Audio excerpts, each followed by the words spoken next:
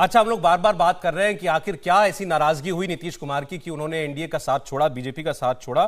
मनजीत सिंह जी हमारे साथ जुड़े हुए हैं, जेडीयू के नेता। मनजीत जी स्वागत है आपका। आलोक वत्स जी हमारे साथ हैं, राजनीतिक विश्लेषक हैं। आलोक जी स्वागत है। और सुरेंद्र राजपूत जी कांग्रेस पार्टी के नेता प्रवक्ता हमारे साथ हैं। राजपूत जी आपका भी स्वागत है। मनजीत जी पहले आपके पास आना चाहता हूं मैं। सर अभी बता दो दें एक बार कि दिक्कत क्या थी, क्या ऐसा खतरा बीजेपी से था, या बीजेपी ऐसा क्या कर रही थी जेडीयू के खिलाफ कि आपको बीच रास्ते में उनका साथ छोड़ना पड़ा?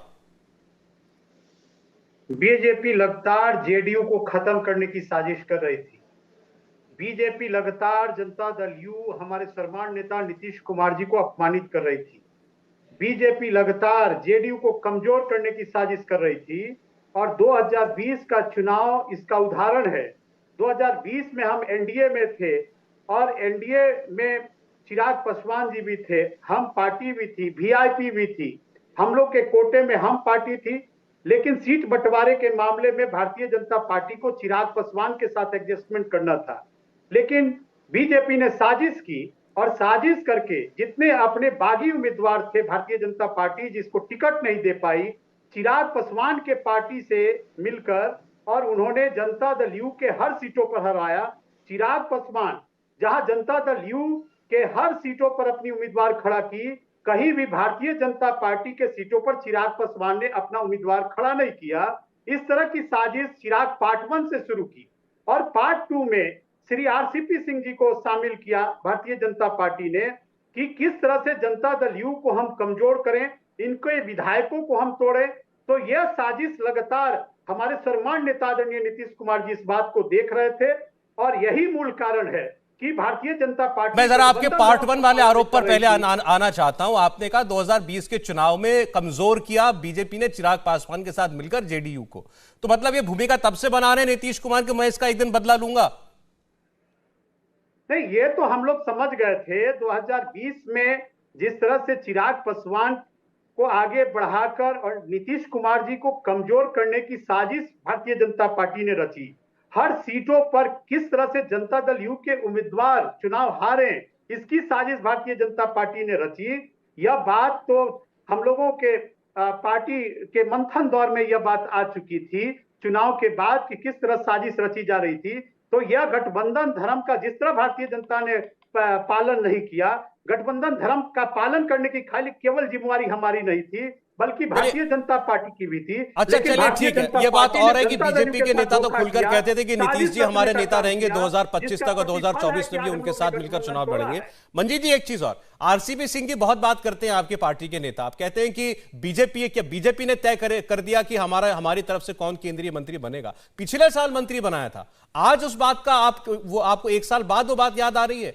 उस वक्त क्यों नहीं एतराज किया? उसी वक्त मना कर देते कि आरसीपी सिंह नहीं बनेंगे केंद्रीय मंत्री।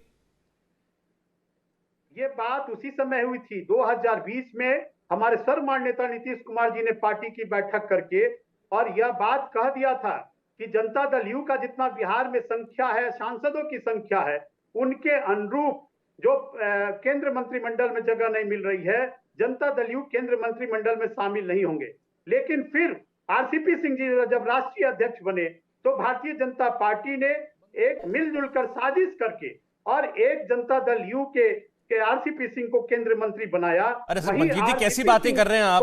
आपकी पार्टी के एक नेता को दूसरी पार्टी मंत्री बना देगी, अरे आप पार्टी से निकाल बाहर करते हैं उनको। इसी बात पर तो आपत्ति थी और हमारे राष्ट्रीय वर्तमान अध्यक्ष आदरणीय ललन सिंह जी ने इस बात का उजागर भी किया। मैं कह रहा हूं सर पिछले साल ही आरसीपी सिंह को क्यों नहीं निकाल दिया आपने पार्टी से कि आप कैसे हमारी मर्जी के खिलाफ जा रहे हैं? हमारे सम्मान नेता आदरणीय नीतीश कुमार थे, उनसे पूछकर केंद्रीय मंत्रिमंडल का विस्तार करना चाहिए था। अरे भाई अजीब, मंजीत जी आप सवाल का जवाब नहीं दे रहे। नीतीश कुमार जी से बिना पूछे आपकी पार्टी के एक नेता को केंद्र में मंत्री कोई कैसे बना देगा? और बना दिया तो आप कार्रवाई करते हैं उनके ऊपर। अरे आप आरसीपी सिंह के ऊपर कार्रवाई तभी क्यों नहीं किया पिछले साल? आदरणीय ललन सिंह ने पर्दाफाश किया। अरे ललन सिंह आज पर्दाफाश कर रहे हैं ना, उसी वक्त पर्दा फाड़ देना चाहिए था। पिछले साल क्यों नहीं किया? पिछले साल क्यों नहीं किया? तब तक बात नहीं हुई थी, हरी झंडी नहीं मिली थी। उसी समय इस बात को लेकर हम लोगों में था कि भारतीय जनता पार्टी। आप बार बार ये कह रहे हैं कि 2020 के चुनाव में हमें कमजोर किया, हमारे मन में था। आरसीपी सिंह को केंद्रीय मंत्री बना दिया, हमारे मन में था। मतलब मन में आप ये भावना बढ़ाए जा रहे थे कि कब एक मौका मिले और ये सरकार को हम टंगड़ी मार के गिरा दें।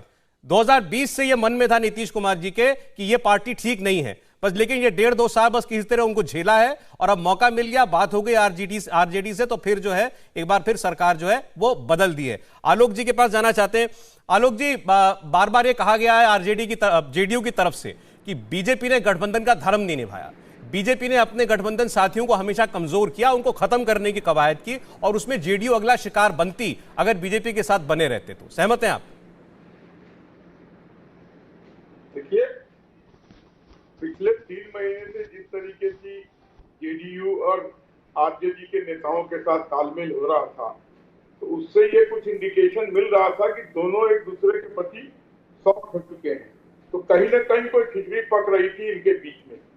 और जो तेजस्वी यादव पलटू चाचा कहते हुए ढोल पीटते रहते थे जी, और आज वो उनका टोन बदल गया। उन्होंने 3 महीने से कोई चीज इनके बारे में कहना बंद कर दिया। तो ये खिचड़ी आज नहीं पकी है, ये बहुत देर से पक रही थी। और आज तो एक बहाना था, जैसा आपने कहा कि आरसीपी सिंह को मंत्रिमंडल में ले लिया, तो उसी समय बर्खास्त कर देते उनको। या अगर चिराग पासवान को इन्होंने उतारा आपको हरवाने के लिए, तो आप उस समय साथ नहीं होते, इनके छोड़ देते। लेकिन आज ये बहाना लेकर ये बिहार की जनता के साथ, देखिए नीतीश कुमार का कोई राजनीति नहीं है, पलटी मारने में उनसे माहिर हिंदुस्तान में कोई नेता नहीं है। सिद्धांतों का यू टर्न लेकर सरकार बनाने की जो उनकी कवायद है, उसमें भी कोई सानी नहीं है उनका। कहां आरजेडी जंगल राज और कहां नीतीश कुमार सुशासन बाबू, कोई तालमेल है इसमें? अरे ठगा हुआ तो बिहार की जनता महसूस कर रही है, जिसने सुशासन के नाम पर, जंगल राज को समाप्त करने के नाम पर। अच्छा आलोक जी, एक मिनट में आता हूं दोबारा आपके पास। देखिए, अब नीतीश कुमार दोबारा राजभवन जा रहे हैं, दोबारा राजभवन जाने की तस्वीर जो है वो आपके सामने है। अब ये देखते हैं इसमें क्या तेजस्वी यादव भी साथ में है या नहीं, होना चाहिए उनको साथ में। हाँ बिल्कुल सौरभ, इसमें तेजस्वी यादव को भी साथ जाना था। नीतीश कुमार और तेजस्वी दोनों साथ होंगे और वहाँ पर जाकर निश्चित तौर पर सरकार बनाने का जो दावा पेश करने की बात है वो करेंगे और जो समर्थन पत्र देना होगा उसे भी देंगे। ये भी कहा जा रहा है कि शपथ भी शायद कल ही हो सकती है। जी हाँ बिल्कुल, हमें जेडीयू सोर्सेज से लगातार इस बात की जानकारी दी जा रही थी कि जल्द से जल्द इस काम को कराया जाएगा, बहुत लंबे समय का इंतजार नहीं करना है। तो राजभवन से उसमें समय मांगना होता है, तो जो सोर्सेज हैं वो ये बता रहे हैं कि कल का ही समय मांगा जाएगा। अब ये राज्यपाल और राजभवन की सुविधा होती है कि कब वो इस कार्यक्रम को ऑर्गेनाइज करता है, उसके हिसाब से समय दिया जाएगा, लेकिन लगभग तय मानिए कि कल का समय मिल सकता है। ठीक है, तो एक बार फिर बता दें आपको, ये तेजस्वी यादव और नीतीश कुमार दोनों नेता एक साथ राजभवन जा रहे हैं, राजभवन पहुंच चुके हैं और अब वो समर्थन पत्र देंगे सभी दलों का। महागठबंधन में अब शामिल हैं नीतीश कुमार, तो अब एक ही महागठबंधन अम्ब्रेला है अब और सब उसका हिस्सा है। सारे विधायकों का समर्थन पत्र दिया जाएगा सभी पार्टियों का, जो कि 160 से ऊपर का संख्या बल बनता है। और नीतीश कुमार फिर शायद कल ही शपथ भी ले लें। लेकिन आप देखिए, विचित्र बात इसमें यह है कि एक चलती सरकार जो चुनकर आई हुई थी, एक ट्रिपोल अलायंस की सरकार, वो गिरी, बिल्कुल ऑपोजिट खेमे में जाकर के दूसरी सरकार बनाने की कवायद हो गई। लेकिन न बीजेपी ने न नीतीश कुमार ने अभी तक ये बताना जरूरी समझा कि ये हुआ क्यों। बीजेपी ने भी प्रेस कॉन्फ्रेंस के तौर पर एक खाना पूर्ति की, एक बयान केवल ये दिया कि नीतीश कुमार याद करें 2017 में उन्होंने क्यों महागठबंधन सरकार छोड़ी थी, लेकिन आज के हालात पर कोई बयान नहीं दिया। नीतीश कुमार ने भी ये जरूरी नहीं समझा कि बिहार की जनता को कम से कम बताएं तो कि उन्होंने जो सरकार चुनकर के दी थी वो इस बार वो उससे क्यों हट रहे हैं, क्यों दूसरे खेमे में जा रहे हैं। कम से कम 2017 में उन्होंने राजभवन जाने से पहले मीडिया से बात करते हुए अपनी भूमिका स्पष्ट की थी, बताया था कि उनकी क्या मजबूरी है, क्यों उस वक्त भी चुनी हुई सरकार थी, उस वक्त भी जनता के साथ, आप अगर उस मायने में कहें तो जनता के मैंडेट की खिलाफ वर्जी ही हुई थी, लेकिन तब कम से कम उन्होंने अपनी तरफ से जनता को अपनी वजह बताई थी। आज तो कोई वजह बताने की जरूरत नहीं समझ रहा है हर्ष जी। नहीं, ये दिखाता है दो चीज़ें। एक तो इनका धर्म संकट दिखाता है कि आखिर बोलें क्या, और दूसरा ये है कि बिहार की जनता को उन्होंने मान लिया है कि हम कुछ भी बोलें न बोलें, हमारी जनता हमारे साथ रहेगी। और जिसको शब्द बार बार हम लोग इस्तेमाल कर रहे हैं, क्या बिहार की जनता अलग अलग खांचों में बंधक है, तो सच्चाई कुछ उसी तरह की है। क्योंकि उस वक्त भी 2015 में लालू जी के साथ नीतीश जी का मैंडेट था, अनैतिक कार्य किया, भारतीय जनता पार्टी के साथ चले गए। अब भारतीय जनता पार्टी के साथ मैंडेट है, अनैतिक कार्य किया, तो बिहार की राजनीति में नैतिकता शून्य से भी नीचे चली गई। और दुर्भाग्य ये कि जो जनता है वो उसके बावजूद अपने अपने खांचे में पड़ी हुई है। उसको कुछ तो सोचना चाहिए कि अगर ये नेता जवाबदेही नहीं तय करना चाह रहे हैं तो वो जवाबदेही कैसे तय करे। ये तो चुनाव में देखने को मिलेगा वो 2025 तक इंतजार करना पड़ेगा। हमारे साथ बीजेपी के सीनियर लीडर पूर्व केंद्रीय मंत्री राजीव प्रताप रूडी जी जुड़ रहे हैं। रूडी साहब का बहुत स्वागत है इंडिया टीवी पर। हम लोग यही बात कर रहे हैं कि आखिर कोई तो बताए कि वजह क्या हुई कि ये चलती सरकार ऐसे बीच रास्ते में टूटी। ना नीतीश कुमार कुछ बोल रहे हैं, आपकी बिहार यूनिट ने प्रेस कॉन्फ्रेंस की, उन्होंने भी कोई वजह नहीं बताई, सिर्फ ये बोला कि नीतीश कुमार 2017 याद कर ले। क्या वजह है आखिर? देखिए, हम तो इतना ही जानते हैं कि पिछले लोकसभा चुनाव से आगे और उसके बाद भी हम लोगों ने तय किया, और हमारी संख्या अधिक भी थी, लेकिन हम लोगों ने ये तय किया कि नीतीश कुमार को मुख्यमंत्री, और हम अपना धर्म निभा रहे थे। जो हम लोगों ने कमिटमेंट किया था उसका अनुपालन। रास्ते में हिकअप्स होते हैं, कुछ कठिनाइयां होती हैं, लेकिन हम लोगों ने पूरी आस्था के साथ बहुमत होते हुए भी नीतीश कुमार का समर्थन दिया। और ऐसा ही हम सब लोग का मानना था कि ये मैंडेट देश के प्रधानमंत्री का हम सब लोग के पक्ष में है और उसमें नीतीश कुमार उसके साथ है। अगर उन्होंने जाने का मन बनाया है या बना लिया है और अब चले गए हैं, तो इसका उत्तर तो वही देंगे कि आखिर ऐसी कौन सी परिस्थिति बन गई, क्योंकि यहाँ भी मुख्यमंत्री थे, अल्पमत के मुख्यमंत्री थे, वहां भी अल्पमत के मुख्यमंत्री हैं। तो आखिर ऐसा क्या था कि वहां जाने पर उनको अधिक मिलेगा और यहाँ उनको कम मिल रहा था? तो ये सवाल तो बेहतर होगा कि उनके लोग ही बताएं कि आखिर ऐसा, या खुद मुख्यमंत्री जी बताएं कि ऐसा क्या है। हम सब लोगों ने तो बिना किसी कंडीशन का उनको समर्थन दिया था। तो आपका भी सवाल वाजिब है और बिहार के लोग और देश के लोग भी ये जानना चाहेंगे। नहीं, ये बात तो सही है और ये जिम्मेदारी नीतीश कुमार की है कि वो बताएं लोगों को कि आखिर क्या वजह रही कि उन्होंने इस सरकार में आपका साथ छोड़ा और बिल्कुल विपरीत खेमे में जाकर के वो अब वहां उनके साथ इस वक्त जब तस्वीरों में देख रहे हैं तो राजभवन जा रहे हैं तेजस्वी यादव के साथ। नीतीश कुमार तो नहीं बोले, उनके साथी जरूर बोले। उन्होंने कहा कि बीजेपी जो है लगातार हमें अपमानित कर रही थी, हमें कमजोर करने की कोशिश कर रही थी। उनके प्रवक्ता ये कह रहे हैं कि हमारे साथियों को, हमारे विधायकों को तोड़ने की कोशिश कर रही थी और इस बार मोहरा आरसीपी सिंह थे। देखिए, कुछ आधार तो बनाएंगे, लेकिन इसमें कहां तक कितनी सत्यता है और कौन से ऐसी गतिविधि हुई कि मुझे लगता है कि आरसी रामचंद्र बाबू तो लगभग 1 साल से ज्यादा से मंत्री थे, तो ये विषय नहीं आया। तो अचानक बीच में ऐसा क्या हुआ? ये जरूर है कि रामचंद्र बाबू और आरसीपी सिंह साहब और उनके पार्टी के भीतर जरूर तनाव था, आपस में नेतृत्व का तनाव था, कौन किसका पलड़ा भारी हो, ये तो उनके पार्टी में बहुत दिन से चल रहा था। लेकिन उसमें बीजेपी का कोई योगदान था ऐसा तो कहीं देखने में ना आया, ना सुनने में आया। हाँ, रामचंद्र बाबू और उनके पार्टी या नीतीश कुमार के मन में क्या था रामचंद्र बाबू के बारे में, ये हम लोग कभी नहीं समझ पाए, लेकिन ये तो उनका आंतरिक मामला था।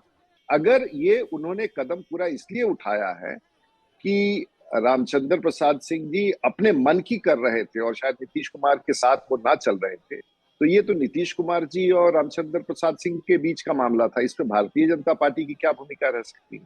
उन्होंने फिर उनको टिकट नहीं दिया राज्यसभा का, और तो वह स्वाभाविक तौर से वो इस्तीफा कर गए। ये भी उनके पार्टी और उनके बीच का मामला था। इसमें भारतीय जनता पार्टी का क्या योगदान था? और उसके बाद खुद ही ऐलान करके कि भाई ऐसा ऐसा होने की संभावना है, तो आपका अपना आपसी मतभेद और आपसी तनाव और आपसी तकराहट, और उसको आप हमारे खेमे में डाल करके अपना निर्णय को हमारे ऊपर डाल रहे हैं, तो इसमें हमसे क्या स्पष्टीकरण हो सकता है? हम तो अनकंडीशनली नहीं, दो बातें वो दो अभी यहाँ पर अब इस वक्त भी जेडीयू के एक प्रवक्ता हमारे साथ हैं, मंजीत जी। इन्होंने कहा 2 प्रकरण ऐसे हुए जिसने जेडीयू को ये साफ कर दिया कि बीजेपी तो जेडीयू को ही खत्म कर देना चाहती है। पहले तो 2020 के चुनाव में आपके साथ प्री पोल अलायंस हुआ, सीटों का बंटवारा हुआ और उसमें आपने ही अपने बागी नेताओं को चिराग पासवान के टिकट तले चुनाव लड़वा दिया, और वहीं लड़वाया केवल जहां पर जेडीयू के प्रत्याशी खड़े हो रहे थे। उनकी संख्या जो है गिर करके 43 पर आ गई। तो ये वो बताते हैं कि साजिश आपकी थी। और फिर दूसरा कि आरसीपी सिंह वाला जो प्रकरण हुआ, उनका कहना है कि जबरदस्ती उनको मंत्री बनाया। हालांकि हास्यास्पद बात है, हम तो बार बार ये कह रहे हैं मंत्री बनाया था तो पिछले वर्ष ही उनको उस पर एक्शन लेना चाहिए था। लेकिन ये बात वो बार बार कहते हैं कि संख्या बल विधायकों का कम करने में बीजेपी की साजिश है?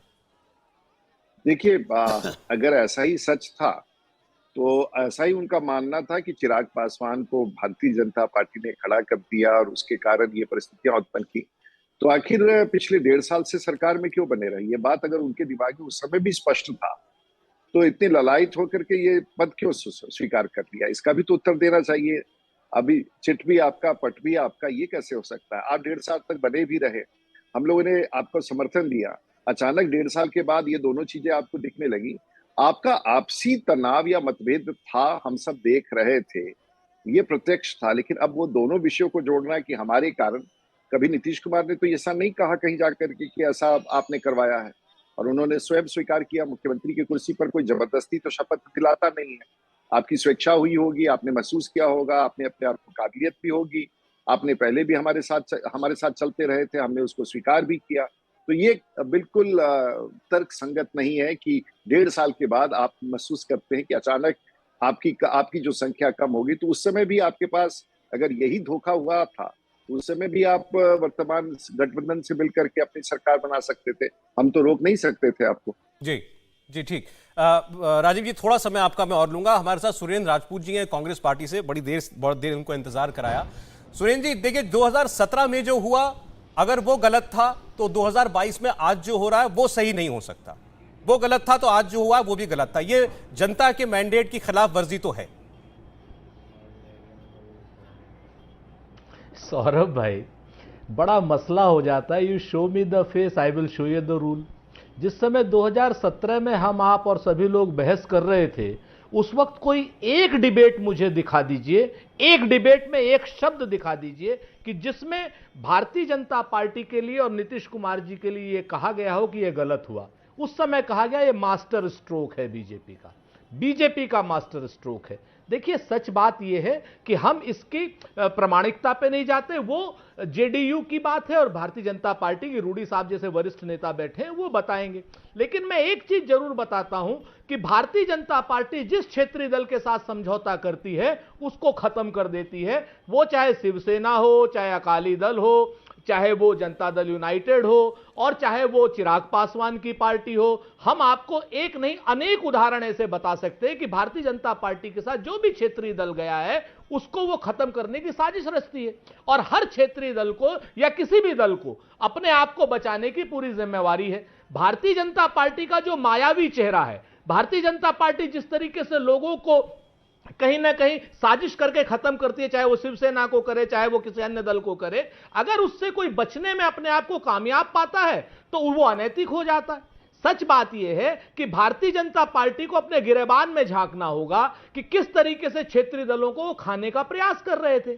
अगर क्षेत्रीय दल उनके साथ कंफर्ट जोन में नहीं है तो यह बात तो नरेंद्र मोदी जी को तय करनी पड़ेगी, आदरणीय अमित शाह जी को तय करनी पड़ेगी कि उनसे लोग डर क्यों रहे हैं। उनके दल के लोगों को बगैर पूछे आप केंद्र में मंत्री क्यों बना रहे हैं? उनके आदमियों के जरिए 6-6 करोड़ के ऑफर क्यों दे रहे हैं आप? ऑडियो और तमाम ऑडियो क्लिप्स वहां पर वायरल है। तो मेरा बड़ा स्पष्ट मानना है नहीं, ये चीजें आप बोल रहे हैं अभी चर्चा अभी हमने देखी नहीं है। अगर आपकी जानकारी में तो प्लीज बताइए, क्या बीजेपी के लोग जेडीयू के लोगों को 6-6 करोड़ के ऑफर दे रहे थे कि आप आ जाइए छोड़ करके हमारे साथ? और क्या ऐसी कोई वाकई ऑडियो क्लिप्स हैं? बिल्कुल, मैं 6 लोगों ने भारतीय जनता पार्टी के खिलाफ बयान दिया है जनता दल यूनाइटेड की बैठक में, और वो बाकायदा टीवी मीडिया सब जगह पे उपलब्ध है, डिजिटल पर। मेन स्ट्रीम मीडिया पर किसी डर की वजह से नहीं होगा, मुझे नहीं मालूम है। अरे डर की वजह से नहीं सर, उपलब्ध नहीं है पर और सोशल मीडिया।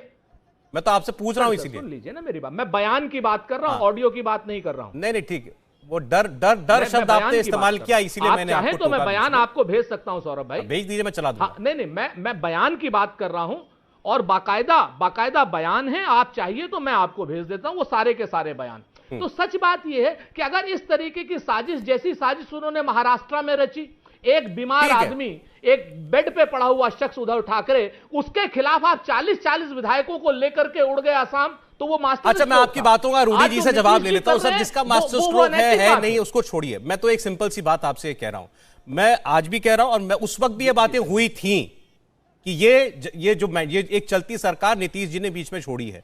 ये बात उस वक्त भी उठी थी। आप कह रहे हैं कि उस वक्त किसी ने सवाल नहीं उठाया, लेकिन यह प्रश्न तो उठा ही था। बहुत लोगों ने यह कहा था कि भाई ये प्रीपोल अलायंस था महागठबंधन का, वो सरकार कैसे 2017 में गिरती चलती सरकार गिराई थी नीतीश जी ने। आज भी वो हो रहा है। उस वक्त आपको बुरा लगा था क्योंकि आप उस सरकार के हिस्सा थे। तो मैं इसीलिए आपसे पूछ रहा हूं कि जो उस वक्त गलत था वो आज ठीक कैसे हो सकता है? मैं आपसे इन प्रिंसिपल मैं आपसे मैं बिल्कुल मैं जिम्मेवारी पूर्ण आचरण से आपको ईमानदारी से जवाब दे रहा हूं कि सौरभ भाई, मैं आपका व्यक्तिगत नहीं कहता, चूंकि मेरे पास आपकी कोई ऑडियो या वीडियो उस वक्त क्लिपिंग इस वक्त नहीं है, तो इसलिए मैं आपके ऊपर आरोप नहीं लगा सकता। आप एक बहुत अच्छे हमारे दोस्त भी हैं और एक विख्यात प्रस्तोता भी हैं। लेकिन मैं आपसे जिम्मेवारी से कहता हूं, आपके चैनल सहित एक चैनल को छोड़ दीजिएगा, बाकी किसी चैनल में अगर ये बात अनैतिक शब्द भी आया हो तो जो आप कहेंगे वो मैं अरे आप चैनल को, इस पे चैनलों को क्यों बीच में ला रहे हैं? चैनलों पर आप जैसे लोग आते हैं ना बोलने के लिए। अरे क्यों कभी अरे चैनल पर सुरेंद्र राजपूत आते हैं ना कहने के लिए कि यह अनैतिक हुआ है। तो उस वक्त जो सुरेंद्र राजपूत 2017 में जिसको अनैतिक कह रहे थे, आज वो उतना नैतिकता की पराकाष्ठा कैसे है? नहीं, अरे आप सारे मीडिया को दोष दे दीजिए, मुझे कोई एतराज नहीं है, मुझे कोई एतराज नहीं है, लेकिन मुझे इतना बता दीजिए उस वक्त जो आप लोग कह रहे थे नीतीश कुमार के लिए, आज वो क्यों नहीं याद आ रहा? देखिए, राजनीति जो है वो कहीं ना कहीं व्यापक संभावनाओं की जगह है, और आज जिस तरीके से भारतीय जनता पार्टी के छल छदम और क्या नाम ये कपटी आचरण के खिलाफ अगर कोई बात करनी है तो निश्चित तौर पर इनके खिलाफ कुनबा बढ़ाना होगा। और हम क्यों नहीं बढ़ाएंगे भाई, क्यों नहीं बढ़ाएंगे? कौन रोक रहा है? आज बड़ी नैतिकता की रूढ़ी साहब बात कर रहे हैं, आज बड़ी नैतिकता की रूढ़ी साहब बात कर रहे हैं। जब ये शिवसेना के बीमार उद्धव ठाकरे के 40 विधायकों को लेकर के उड़ गए थे, तब ये कहेंगे वो अपने आप चलेगा। अच्छा, मैं जवाब ले लेता हूं। आपने बार बार शिवसेना का नाम लिया, आपने अकाली दल का नाम लिया। अकाली दल को कैसे कमजोर किया बीजेपी ने, हालांकि मेरी समझ में नहीं आया, लेकिन फिर भी जरा जवाब दें कि क्षेत्रीय एक सेकंड रूडी साहब बार बार कह रहे हैं कि कांग्रेस के साथी की क्षेत्रीय दलों को खा जाती है बीजेपी, ये डर है। मैंने इनकी सब बातें सुन ली। अब इनको है कि भारतीय जनता पार्टी मायावी है, तो चलिए मान लेते हैं मायावी। और इनको है कि एक बीमार मुख्यमंत्री थे, तो भाई बीमार मुख्यमंत्री 2 साल से अपने विधायकों और सांसदों से नहीं मिल रहे थे, बहुत चिंता का है। बीमार थे तो उनको पहले ही इस्तीफा देकर के अपने पार्टी के किसी को मुख्यमंत्री बना देना चाहिए था। तो आप स्वयं कहते हैं कि आप लेके उड़ गए,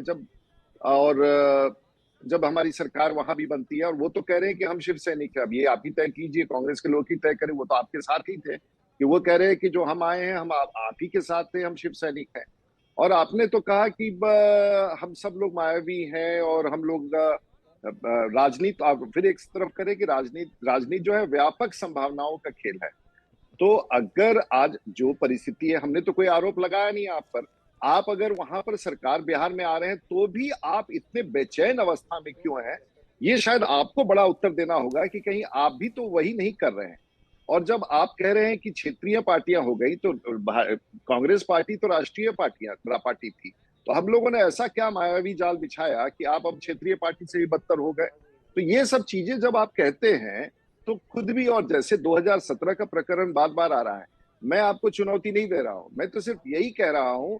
अब आपने सरकार वहां बनाने का दावा भी कर दिया, तो भी आप हमें मायावी कह रहे हैं। हम बहुमत में थे, हम आपको समर्थन दे रहे थे नीतीश कुमार जी को, तो भी हम मायावी हैं। तो हर स्थिति में हम मायावी हैं, क्योंकि हमारा शाख बढ़ता जा रहा है। और हम लोग तो स्वीकार करेंगे, अगर हमारी सरकार वहां से, हमारे पास 80 के आसपास विधायक हैं और हम प्रतिपक्ष में बैठेंगे, हम कहाँ चिल्ला चिक्की कर रहे हैं? हम तो कह रहे हैं कि ठीक है भाई, नीतीश कुमार को हम लोग सैद्धांतिक रूप से हम लोगों के साथ चले थे, हम लोगों ने उनको समर्थन दिया, और हम लोग राज्य के निर्माण में, बिहार के निर्माण में है। अब आप और एक तो हम लोग, देखिए एक बात और भी सही है, मुझे ये इस बात को कहने का मैंडेट तो है नहीं, लेकिन हमारे लोगों के बीच में और बिहार की जनता के बीच में और खास करके हमारे समर्थकों के बीच में कहीं ना कहीं इस बात का भी गुस्सा था कि आप बड़ी पार्टी होते हुए भी आपने इतना बड़ा त्याग किया। तो सत्ता में आने की तो भूख सबको होती है, फिर भी हम लोगों ने इतना बड़ा त्याग किया। शायद बिहार की जनता ये बार बार महसूस कर रही थी कि जो लक्ष्य हमें प्राप्त करना है शायद इनके साथ चल के नहीं होगा। तो हो सकता है कि हमारे लिए एक अच्छा प्लेटफॉर्म मिले। हो सकता है बिहार की जनता ये सब कुछ देख रही है, हो सकता है कि नीतीश कुमार जी की बड़ी आकांक्षाएं हो, क्योंकि यहाँ भी मुख्यमंत्री थे, वहां भी अल्पमत के मुख्यमंत्री हैं। तो एक अल्पमत के मुख्यमंत्री को इतना कॉम्प्लेक्स हो जाए कि एक अल्पसंख्यक स्थिति से उठ करके दूसरे अल्पसंख्यक स्थिति में जाना, ये तो बड़ी सोच की बात है। नहीं रूडी साहब, हमने तो इस पर यहाँ पर हमारे साथ पैनल में बहुत सारे सीनियर जर्नलिस्ट हैं, चुनावी विश्लेषक हैं, सब ये चर्चा। सुरेंद्र जी मैं आ जाऊंगा ना, आप 5 सेकंड से ज्यादा लीजिएगा। 1 सेकंड, एक सवाल ले लूं, मैं आ जाऊंगा 5 सेकंड, क्योंकि मैं आ जाऊंगा आपके पास। सर की बात का जवाब, रूडी साहब की बात का जवाब आप बिल्कुल दे दीजिएगा सर। मैं एक बात कर लूं उनसे, उसके बाद आप खुल के बोल लीजिएगा। रूडी साहब इस बात का उत्तर। सर मैं आपके सामने भूल जाता हूं सर। अच्छा बोलिए। बाप रे, भूलने वाले तो आप नहीं है, परेशान है भाई। आपने इतना आग्रह किया तो बोलिए। सुन लेंगे बाबा, हम सुन लेंगे। हम कहाँ, हम तो उसी चैनल में आते हैं जहाँ सब बात सुनते हैं। हम कहाँ रिएक्ट करते हैं महाराज। आप बोलिएगा ना, जरूर बोलिएगा। हम कहाँ सुन भाग रहे हैं। बोलिए राजपूत जी, बोलिए।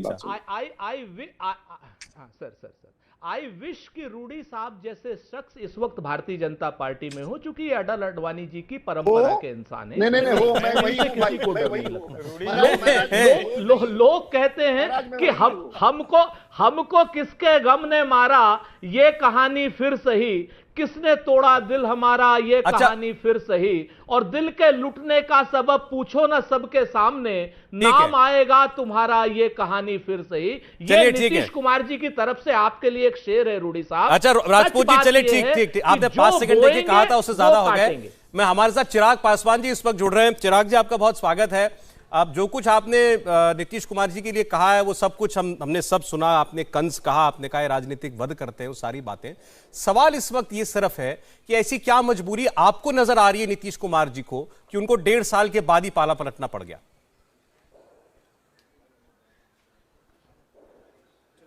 चिराग जी आपको आवाज मिल रही है?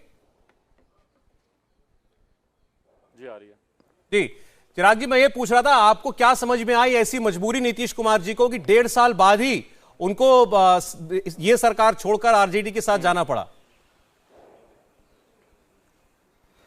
भाई ये मजबूरी 1.5 साल से ही थी। ये तो इन्होंने डिसीजन आज ले लिया, बहुत पहले भी ये डिसीजन ले सकते थे। मुख्यमंत्री जी के व्यक्तिगत महत्वाकांक्षाएं बहुत बड़ी हैं। आने वाले दिनों में 2024 लोकसभा चुनाव वो टारगेट कर रहे हैं। मैंने ये बात पिछले विधानसभा चुनाव के परिणामों के ठीक बाद अगले दिन भी एक प्रेस वार्ता में मैंने बोली थी, आपके शायद आर्काइव्स में वो होगा भी। उस दिन भी मैंने कहा था कि बहुत जल्दी मुख्यमंत्री जी एनडीए गठबंधन छोड़कर महागठबंधन में जाएंगे, क्योंकि उनको पता है कि यहाँ पे तो प्रधानमंत्री पद की दावेदारी, एनडीए में तो कम से कम जगह नहीं है, तो ये विपक्ष के ही कम से कम दावेदार बन जाए प्रधानमंत्री पद के। तो उस एम्बिशन पे ये लंबे समय से काम कर रहे थे। बहाना आज भले ये किसी भी चीज़ का दें, कुछ भी बोलें कि ह्यूमिलेट किया, सफोकेट हो रहे थे, चिराग मॉडल, ये वो जो भी चीज़ इस्तेमाल कर लें, बट ये लंबे समय से ये इस पे काम कर रहे थे। अंतोगत्वा इनका लक्ष्य यही है कि 2024 के लोकसभा चुनाव में ये प्रधानमंत्री पद के दावेदार बने विपक्ष की तरफ से। नहीं देखिए, लेकिन वो पहला इल्जाम जो है वो शुरुआत ही करते हैं चिराग पासवान से। चिराग मॉडल की बात तो अभी लल्लन सिंह ने की है, लेकिन ये बात तो 2020 से जेडीयू के लोग कहते आ रहे हैं कि हमारे उम्मीदवारों को हराने के लिए चिराग पासवान ने बीजेपी के बागी कैंडिडेट्स उतारे, वो भी सिर्फ जेडीयू के खिलाफ, और इसमें बीजेपी की साजिश थी। जी जी भाई, इसमें आधा हिस्सा आपका बिल्कुल सही है। जो वो कहते हैं कि मैंने इनके सामने प्रत्याशी उतारे, इनको हराना मेरा लक्ष्य था, बिल्कुल सही बात है भैया, क्योंकि इनकी नीतियों का मैं विरोधी रहा हूं। मैं नहीं मानता भैया 7 निश्चय से बिहार का विकास हो सकता है। मेरा बिहार इतने सालों में बर्बाद हुआ है, उसके बहुत बड़े जिम्मेदार मुख्यमंत्री नीतीश कुमार जी रहे हैं। तो मैंने प्रत्याशी इनके सामने उतारे, पर बीजेपी की कोई मिली भगत बिल्कुल भी नहीं। अकेले मैंने चुनाव लड़ा, अकेले मैंने प्रत्याशी उतारे, और भाई वो भी एक ऐसे समय में जब मेरे पिता का निधन ठीक उसी वक्त हुआ था। उस दौरान, उस परिस्थिति में मैंने चुनाव लड़ा। मुझे खुशी है और मैं एटमोस्ट ह्यूमिलिटी के साथ मैं इस बात को मैं एक्सेप्ट करता हूं कि हाँ, मुख्यमंत्री जी की पार्टी को पहले नंबर से तीसरे नंबर की पार्टी बनाने में चिराग पासवान लोक जनशक्ति पार्टी रामविलास का योगदान है। आधे से ज्यादा इनके प्रत्याशी हारे, उसमें हम लोग का योगदान है, और ये योगदान दर्शाता है कि चिराग मॉडल कम से कम नीतीश मॉडल से बेहतर हुआ, तभी ये तीसरे नंबर की पार्टी बने। नहीं, लेकिन उसमें आप कह रहे हैं बीजेपी का कोई अंडरस्टैंडिंग नहीं थी आपके साथ? ऑफ कोर्स नॉट भाई, क्यों अंडरस्टैंडिंग होगी? जब मैं उस अलायंस से ही बाहर हो गया था, मैंने इस बात की घोषणा कर दी थी। मैंने सबको, मैंने कोई छुप के थोड़ी किया, मैंने तो सबको अनाउंस किया था कि मैं अकेले चुनाव लड़ रहा हूँ। और कम से कम अकेले चुनाव लड़ने की मैंने हिम्मत तो की। 2 दशक होने को आए इनको मुख्यमंत्री बनने को, एक बार अकेले चुनाव लड़के दिखा दे भाई। इतना ही परहेज है, इतना ही ऐतराज है सबसे। इनको राजद में जंगल राज दिखता है, भाजपा में कसम खा लेते हैं मिट्टी में मिल जाऊंगा नहीं जाऊंगा, तो क्यों बाहें झांकते हैं? एक बार अकेले चुनाव लड़के दिखा देना, अपनी ताकत का भी इनको एहसास हो जाएगा, दूध का दूध पानी का पानी हो जाएगा। तो उनको तो शायद अपनी ताकत मालूम है, लेकिन बाकी दलों की भी तो कोई मजबूरी है ना कि हर बार गठबंधन में किसी ना किसी तरफ वो होते हैं और कम तादाद में विधायक चुनकर आते हैं, तब भी मुख्यमंत्री वही बनते हैं और दोनों बड़े दल स्वीकार करते हैं।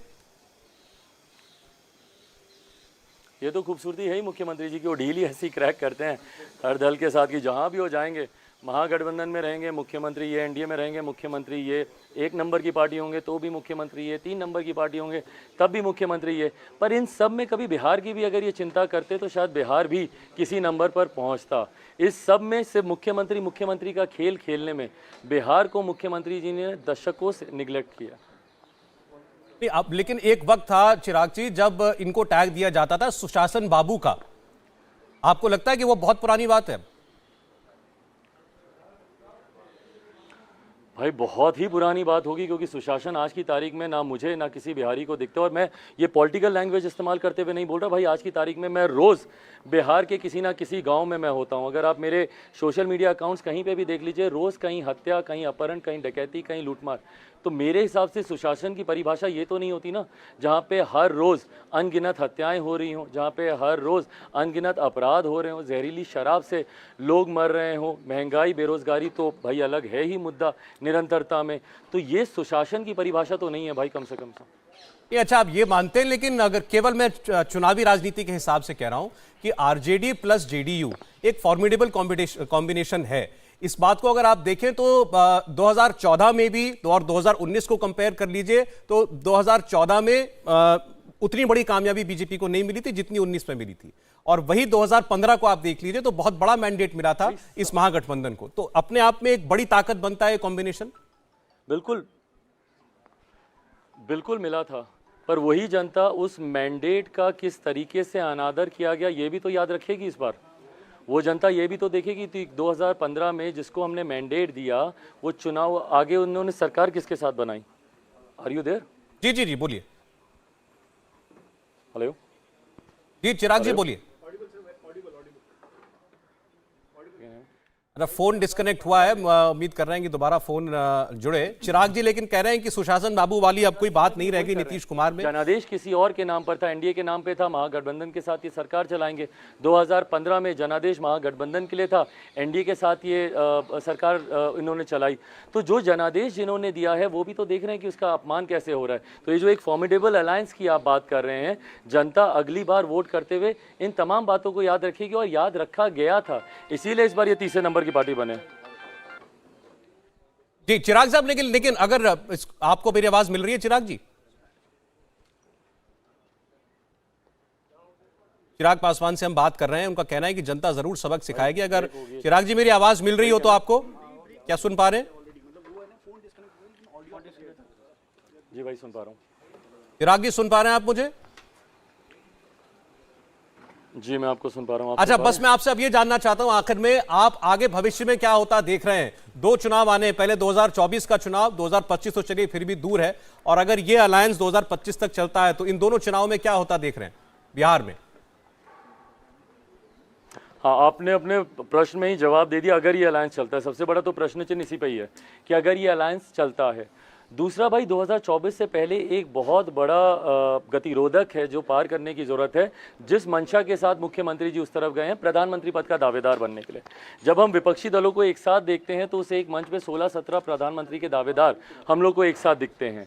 ऐसे में मुख्यमंत्री जी को कोई दावेदार बनाएगा नहीं बनाएगा ये बहुत बड़ा प्रश्न खड़ा होगा, और उस वक्त जब इनको दावेदार नहीं बनाया जाएगा तो पुनः सफोकेटेड ये फील करेंगे, पुनः ह्यूमिलेटेड ये फील करेंगे, पुनः इनकी अंतरात्मा की आवाज जागेगी और ये अलायंस बदलने का जिक्र करेंगे।